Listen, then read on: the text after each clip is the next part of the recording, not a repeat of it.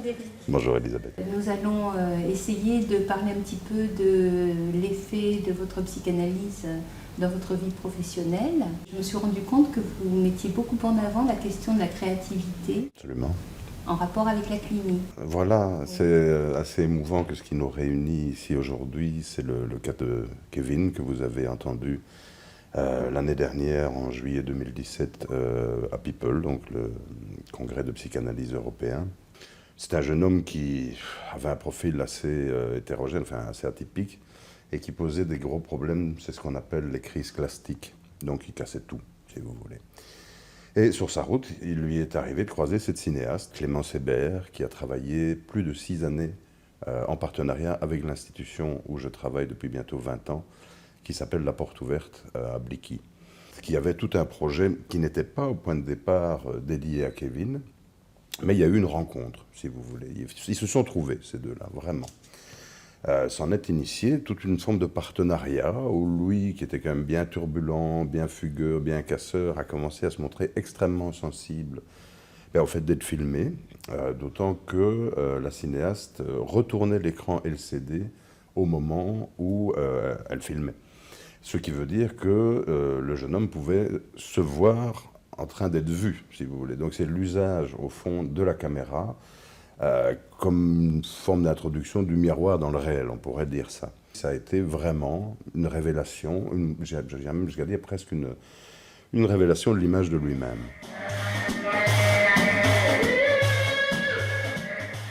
Pendant tous ces 20 ans de projets artistiques en institution, j'étais sous transfert. C'est-à-dire que j'ai fait, durant mes études de psychologie clinique, presque 4 ans de psychothérapie, d'orientation analytique. Et puis, en 2 tranches, environ, je dirais, 16, en tout un paquet d'une vingtaine d'années de consultations psychanalytiques à titre personnel. Ce qui, pour commencer à répondre à vos questions, au jour le jour, on ne voit pas beaucoup les choses avancer, mais au fond, ça change tout. Et ça change tout profondément.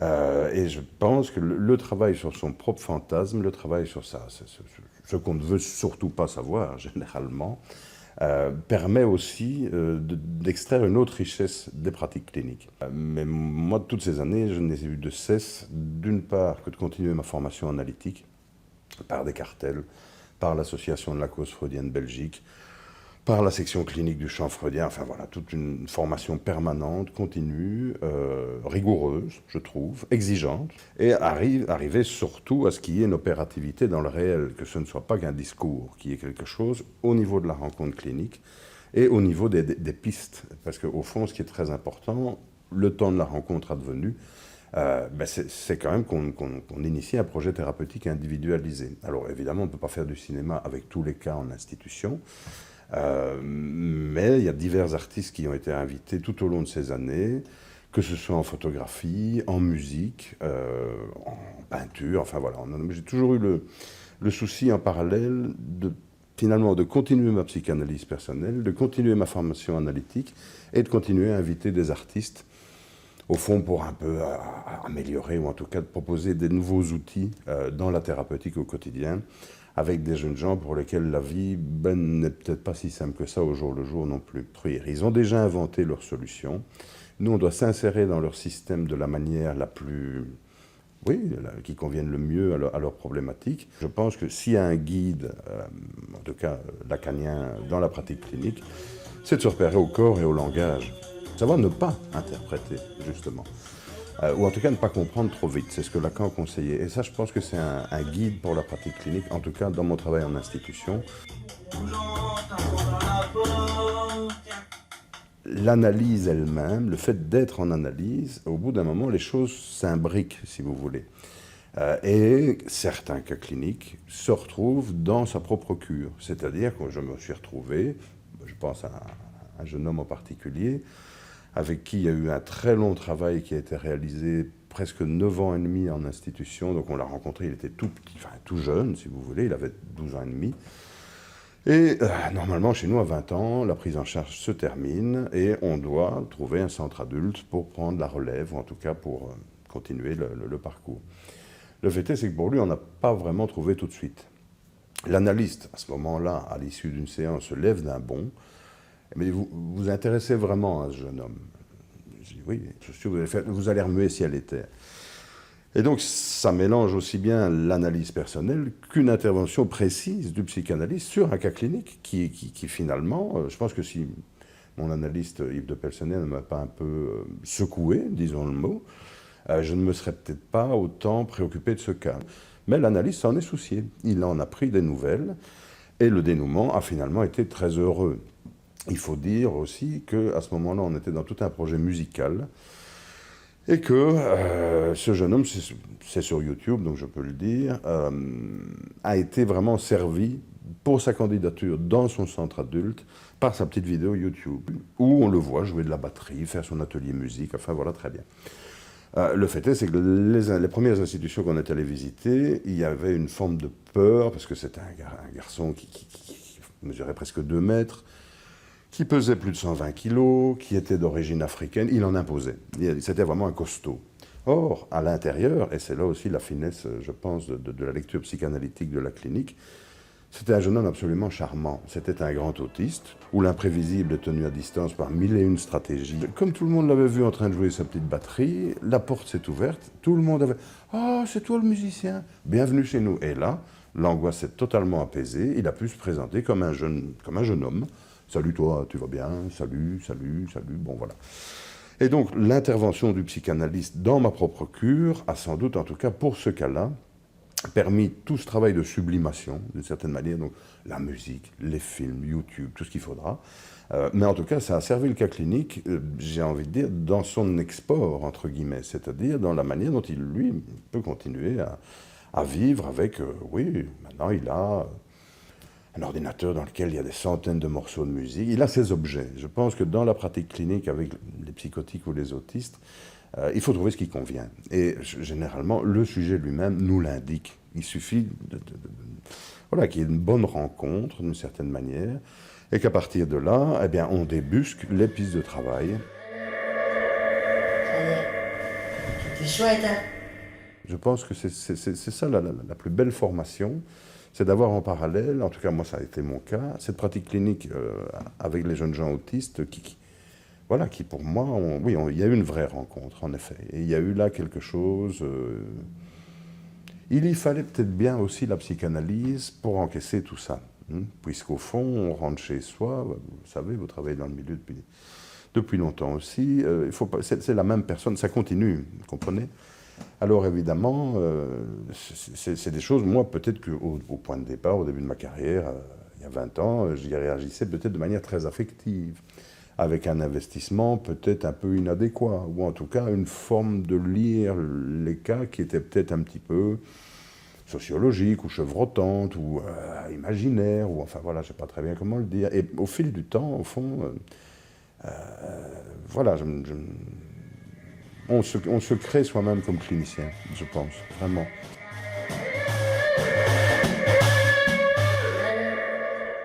Il faut aussi souligner qu'après Freud et Lacan, on a des grands continuateurs de la pensée psychanalytique en les personnes de Jacques-Alain Miller et d'Éric Laurent.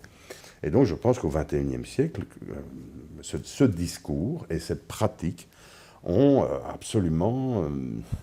je dirais, l'éthique la plus aboutie, d'une certaine manière. Ou en tout cas, une option sur l'humain, une option qui n'est pas idéaliste. Éric Laurent avait été très, très soutenant dans certains projets cinématographiques qu'on a pu, en sa présence, diffuser à Paris. Au moment même où il sortait son grand livre, qui là est une balise absolue, La bataille de l'autisme.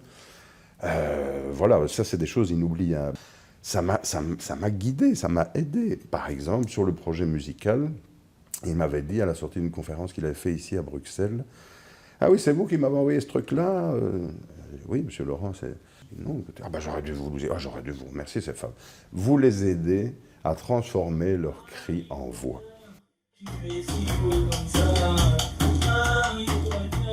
Ce rapport entre l'art et la psychanalyse, ça vous concerne aussi? J'ai envie de dire, la psychanalyse m'a rencontré avant que je la rencontre. C'est-à-dire que j'ai 9 ans, et j'ai un père, à l'époque il était encore vivant, qui est journaliste de radio.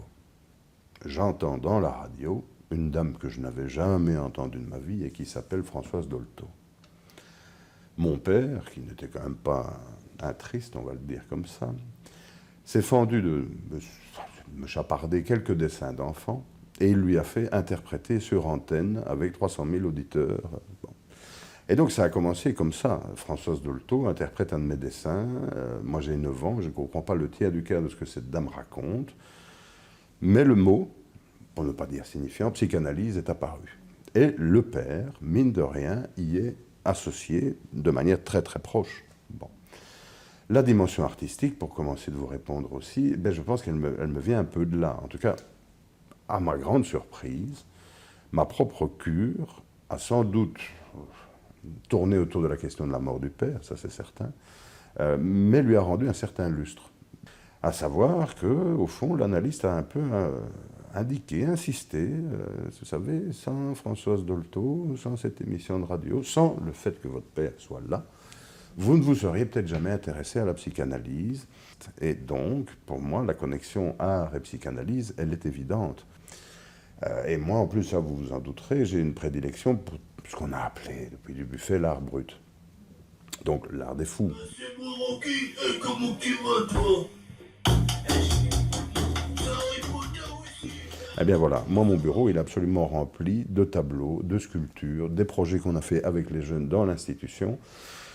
Et en plus je leur paye, je les achète pour les faire passer un peu plus par le symbolique et pour aussi chez certains débusquer des réels talents artistiques. J'ai écrit un petit texte il n'y a pas longtemps qui reprend le mot d'un des jeunes dans l'institution qui m'a dit « Fred, tu sais, moi mon art me protège de ma violence ».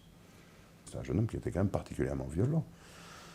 À partir de là, on a commencé à lui fournir assez régulièrement des pastels, du matériel de dessin, et il a continué à s'apaiser de manière absolument remarquable. On a pu constater en parallèle à ça que son corps tenait un peu mieux. Lui qui au début était tout à fait dégingandé, il y avait un sac il n'y avait rien qui tenait, hein. C'était vraiment très difficile. Il s'est construit sa vie, il s'est construit son corps en se construisant aussi son statut d'artiste. Et je pense que c'est laisser la chance à une expressivité qui parfois peut nous surprendre, parce qu'on ne sait pas ce qui peut sortir de tout ça. T'as quel âge ici, Harry Potter? C'est moi, Rocky. Comment tu vas? Je me souviendrai longtemps, il y a un petit jeune homme comme ça, lui il s'est inventé un pseudonyme. Et il est arrivé dans l'institution, il a dit, écoutez, moi j'ai été élevé par des loups. Bon, le premier tableau qu'il a fait, c'était un loup. Le deuxième tableau, et alors une bouche avec des grandes dents, bien voraces. On voyait que lui-même avait sans doute affaire à une forme de dévoration, mais que le tableau lui permettait d'en symboliser quelque chose. Et qu'à partir de là, un tableau, deux tableaux, autre. Ah bon, en plus tu me donnes 5-10 euros? Oui, oui, oui. Est apparu le pseudonyme, où il a décomplété son nom de famille, il l'a mélangé avec son prénom, il a inventé quelque chose. Un jour, il vient et il me dit, là, cette fois-ci, Fred, j'ai vraiment, vraiment quelque chose pour toi. J'ai construit une chaise. Je dis, ah bon, une chaise? Et il m'amène à un truc, mais alors, honnêtement, même côté art brut, c'était magnifique. Et je me suis dit, ce jeune homme qui en institution a bricolé cette chaise, il signe son inscription. C'était au bout de 2 ou 3 ans de travail quand même, quoi. Et je me suis dit, cette chaise, il ne faut pas lui prendre, il ne faut pas lui acheter. Au contraire, celle-là, elle vaut son pesant d'or, c'est quasi le symbole, si vous voulez, pour le dire vite et mal, du fait qu'il a sa place dans l'institution. C'est une chaise. Hein.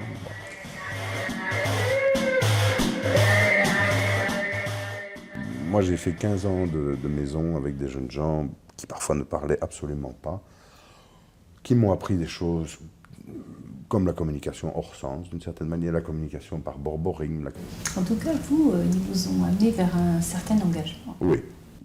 Tout ça est en parallèle, que ce soit les projets artistiques, les lectures, la propre analyse, l'avancement de l'expérience dans le milieu. La plus belle leçon, je pense qu'elle vient d'abord du terrain. Les cas qui ont compté pour nous, on ne les oubliera jamais. Ils ont déposé en nous, ou en tout cas dans notre pratique, quelque chose qui nous a profondément modifiés dans notre abord du réel et de l'autre, d'une certaine manière.